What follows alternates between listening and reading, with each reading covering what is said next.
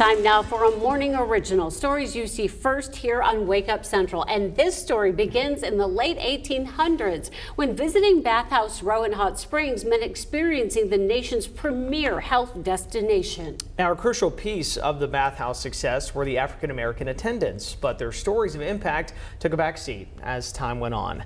Wake Up Central's Michaela Johnson joins us now with how the national park is working to change that. Michaela, good morning. Good morning, Hayden and Karen. In the midst of segregation and intense racism, attendants were the backbone of bathhouses. Black workers provided rigorous and highly sought after care to only white customers. The success at that time was undeniable, so Hot Springs National Parks is highlighting their impact and turning it into a project, all to uncover untold stories. Stepping through the doors of the Fordyce Bathhouse is like entering a time capsule. We have 8 bathhouses here on Bathhouse Row. This is the only one where the interior and exterior have been kept intact the way that it was when it first opened. To Ashley Weymouth with Hot Springs National Park, during their heyday, these bathhouses were temples of hope. People came here desperate. They came here looking for healing. They came here looking for something that they couldn't find anywhere else in the country. That rare prize, the restorative thermal waters. To come to a place where you could turn a faucet and hot mineral water comes shooting out of that faucet was beyond unique.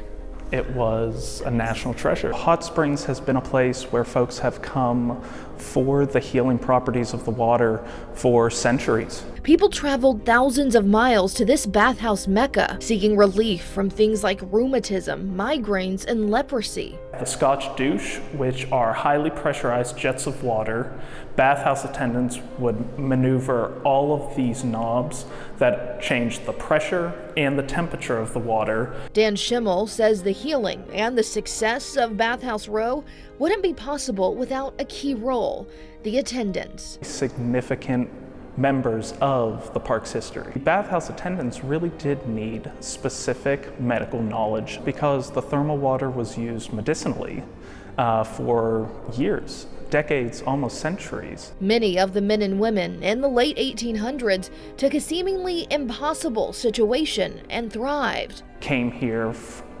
born enslaved, came here for an opportunity not only to make a living, but to really build a reputation here in town. Bathhouse attendants became necessary, all in the midst of Jim Crow and heightened racism. Making themselves so foundational to the bathing experience, they were needed. On top of the pains from the outside world, the job? Hours of intense labor. Was no walk in the park. During the peak seasons, bathhouse attendants were giving 30, 40 baths a day. The conditions were hot, they were humid.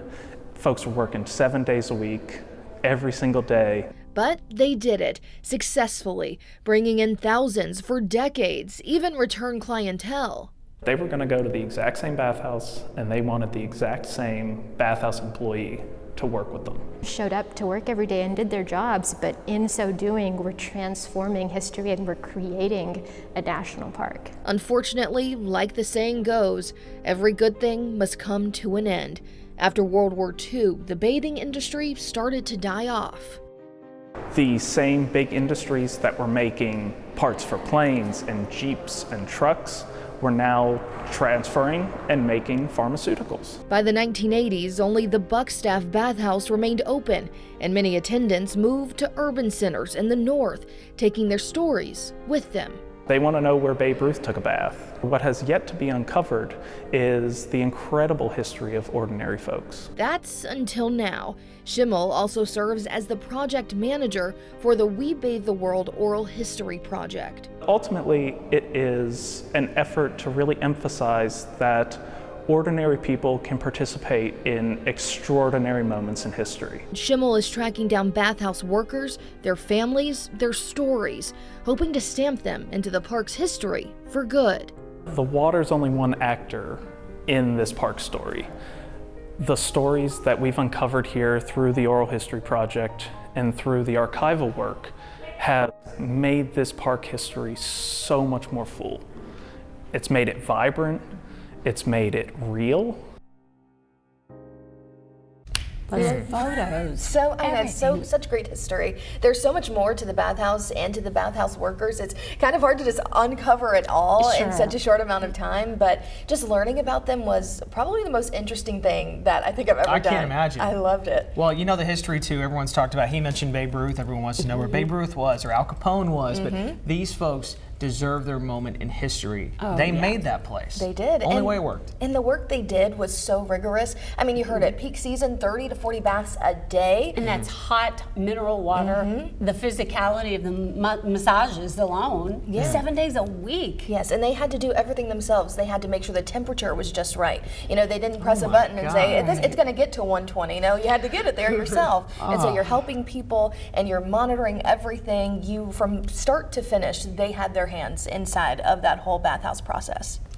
Glory belongs to them. It was a lot. And That is unbelievable. What history. I know, and honestly, something interesting too. I could keep talking about it all day. People who were coming, you know, rheumatism, arthritis, all different kinds of things. If you were on a sports team, you would come there. It was the premier health destination. But you would think, oh, I have one bath. No, they're there for 3 weeks. Ooh. The normal prescription was 21 baths in 3 weeks. Okay. So you weren't just there for a day. No, and you were healed in some way, at least by the time Hands are you go. pruny. Man. Amazing. Lots of good work done there. Great story, Michaela.